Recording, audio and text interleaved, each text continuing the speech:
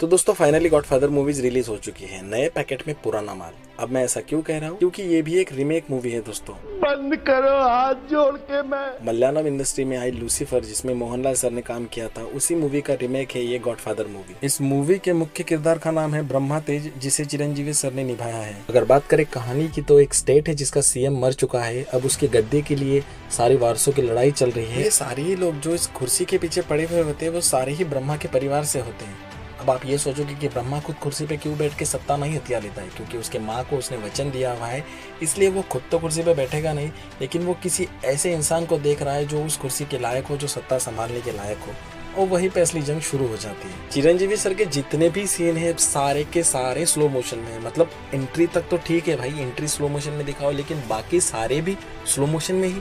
मतलब ये मूवी चल रही है, टिकटॉक चल रहा है, पूरा ही स्लो मोशन में दिखा रहे हैं। मूवी में एक डायलॉग है कि जिस तरीके से ब्रह्मा को दिखाया गया है कि वो बहुत ही मिस्टीरियस और डेंजरस आदमी है, लेकिन सच कहूँ तो मुझे मिस्टीरियस जरा भी नहीं लगे। जिस तरीके से उनके एक्शन है, जिस तरीके से उनकी कॉमेडी है, जिस तरीके से उनका एक्शन सीन्स है, बिल्कुल वो खुली किताब की तरह लगते। वही अगर आप मोहनलाल सर को देखोगे एज ए लूसीफर में, तो वो सच में इतने ज्यादा मिस्टीरियस है कि जब तक वो आदमी पूरा बॉम्ब की तरह भर नहीं जाता और बाद में जब फूटता है तब पता ही नहीं चलता कि ये कैरेक्टर और वो कैरेक्टर अलग है या एक ही है। और ये सब स्लोमो का और टिकटॉक का ड्रामा चल ही रहा होता है, तब एंट्री होती है पिक्चर में हमारे सलमान भाई की, बोले तो मासूम भाई यानी मजूम भाई।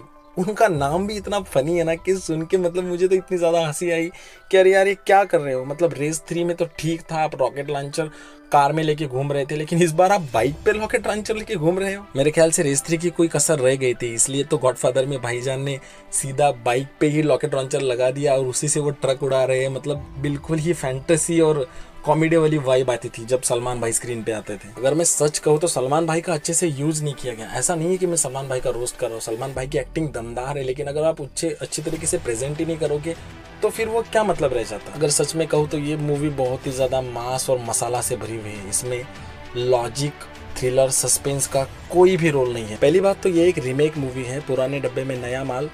तो अगर आप सोचोगे कि सलमान भाई का और चिरंजीवी सर का स्टारडम यूज करके ये मूवी 300 या 400 करोड़ रुपए कमा लेगी, तो आप बहुत ही गलत सोच रहे हो। क्योंकि अभी पैन इंडिया रिलीज मूवी इतनी ज़्यादा बढ़ चुकी है, अभी इतना ज़्यादा ऑनलाइन कंटेंट मिलता है, तो लोगों को कंटेंट के बारे में पता चल रहा है, असली और नकली का फर्क समझ में आ रहा है। अगर ओरिजिनल लूसीफर इतनी बढ़िया है तो गॉडफादर कोई क्यों ही देखेगा। अंटिल अगर आप सलमान भाई और चिरंजीवी के फैन ना हो तो एज ए रिव्यूअर मैं तो यही कहूँगा कि ये बस एक वन टाइम वॉच मूवी है, जिसमें बहुत ज़्यादा एक्शन है, बहुत ज़्यादा ड्रामा है, सलमान भाई की एक्टिंग है और चिरंजीवी सर का स्लो मोशन है। अगर आपको देखना है तो आप ज़रूर देखिए।